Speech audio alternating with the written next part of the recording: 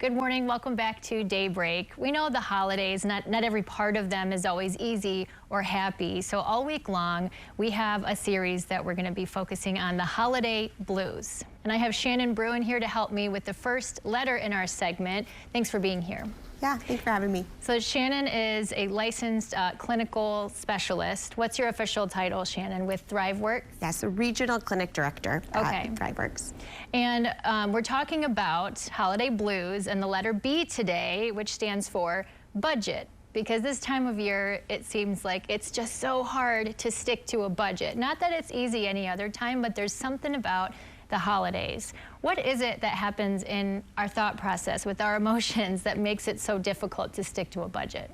A couple things are happening. One is that we're already anxious. We're already feeling the pressure of the holidays and all of the things that we have to do, and we're spread thin. We have to buy Thanksgiving meals and gifts and extra things for school, and then we have to buy extra gifts for Christmas and make cookies, and everything adds up. And so we're feeling overwhelmed, and it's coming at us from every angle. And so when we go shopping or go to make our purchases, we're already feeling unsettled, and that influences the choices that we make when we're shopping.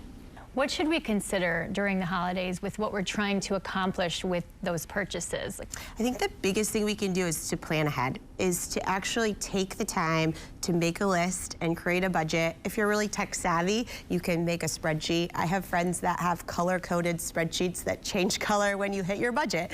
But this is a way that you can think through, what do I really want to make? What do I really want to give with intention, instead of just filling my cart with things that are available and on sale that nobody really wants, or maybe I feel regret for buying later.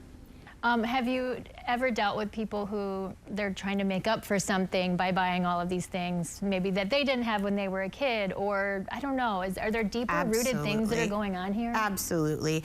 A lot of that has to do too with peer pressure, is everyone's talking about what their kids are getting for Christmas, or kids are talking about what Santa brought them. And so a lot of times there can be a peer pressure to what happens at holiday shopping, and some guilt if you're not doing good enough or getting enough or getting the right things or the coolest things. And so sometimes that influences us, and we make decisions that maybe aren't healthy decisions for our budget, or maybe that we don't even feel good about or happy about giving later on. What advice would you have for what's going on in your head for people to consider when they're going to buy something? Definitely stop and reflect on what you're purchasing before you purchase it. Is this something that you thought about buying before today, or did you just decide right this moment that that's something that you need? And then wait 24 hours. So always follow the 24-hour rule if you're really not certain about something. And the chances are that you might even get a better deal on that later if you wait.